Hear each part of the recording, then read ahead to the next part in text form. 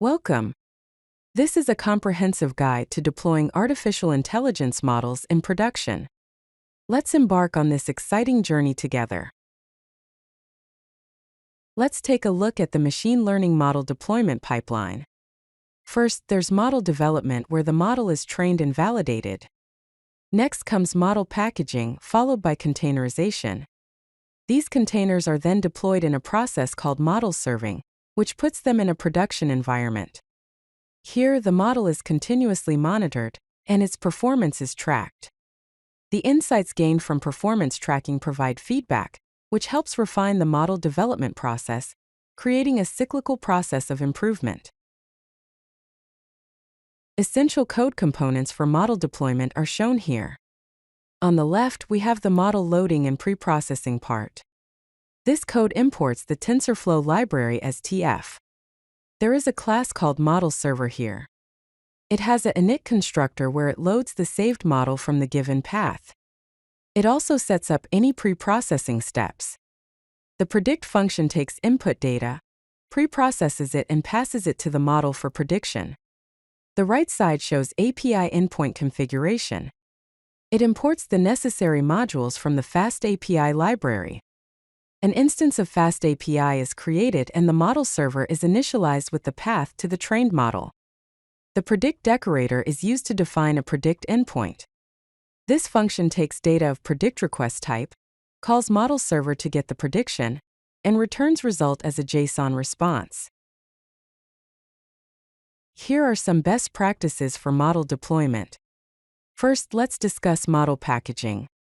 You should version all model artifacts and dependencies using semantic versioning. Include preprocessing pipelines with model artifacts. Document hardware requirements and performance characteristics. Implement model signature definitions for input and output specifications. Secondly, let's explore security and monitoring.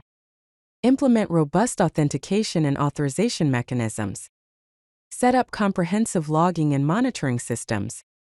Configure automated alerts for performance degradation. Implement rate limiting and input validation. Now let's focus on containerizing machine learning models. On the left, you'll see a Docker file, which is a script containing instructions to build a container image. The first line specifies the base image, which is Python version 3.9 Slim. Then the working directory is set to /app. The requirements.txt file is copied, and the dependencies are installed using pip install command. The trained model and the source code are also copied to the /app directory. Next, environment variables for the model path import are set. Finally, the container is started using the Unicorn server, running the main application file. Now, on the right side, let's discuss the container best practices. It's recommended to use lightweight base images for faster deployment. Layer caching should be used for efficient builds. Use environment variables for configuration, and ensure a clear separation of model and application code. Let's explore scaling machine learning model deployments. A load balancer distributes incoming requests to multiple servers. Each server has a model instance and a cache. These model instances then forward telemetry data to a message queue, which feeds into model telemetry for monitoring. This setup allows for horizontal scaling, ensuring high availability and efficient resource utilization. Let's explore model performance monitoring. On the left are key performance metrics. These include latency monitoring, which tracks response time for predictions, processing time distribution, and queue waiting time. The code snippet provided shows how to implement latency monitoring. Another key performance metric is resource utilization, which includes CPU, GPU usage patterns, memory consumption, and network bandwidth usage. On the right, we have model quality metrics. This includes prediction quality, which checks the model accuracy in production, feature distribution drift, and prediction confidence scores. A code snippet on how to implement prediction quality checks using Matrix is also given. System health, including error rates and types, model reloading frequency, and cache hit or miss ratios, are also important to consider. Let's talk about testing and validation framework.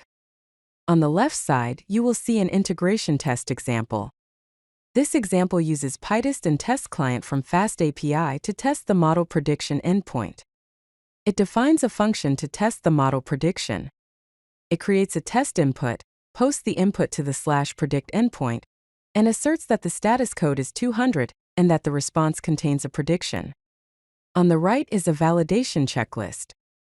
Firstly, model input or output validation, which includes data schema verification, input range checks, and output format consistency. Secondly, performance testing, including load testing with expected traffic, stress testing at peak loads, and latency benchmarking.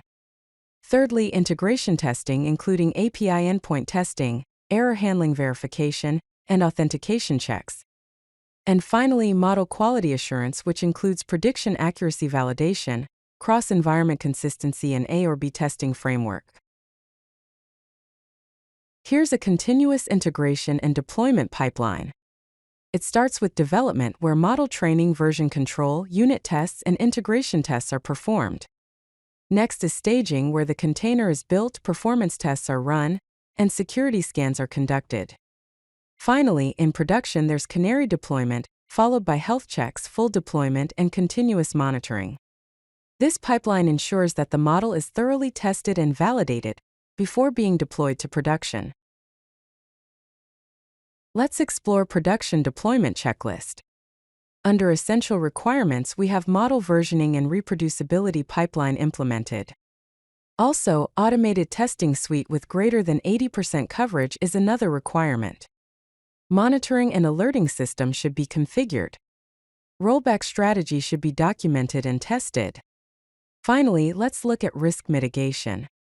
Rate limiting and request validation should be in place. Data privacy and security measures should be implemented. Resource scaling limits should be defined and tested. Fallback mechanisms for critical failures should also be there. If you like this video, hit that like button and don't forget to subscribe. Visit codelucky.com for more such useful content.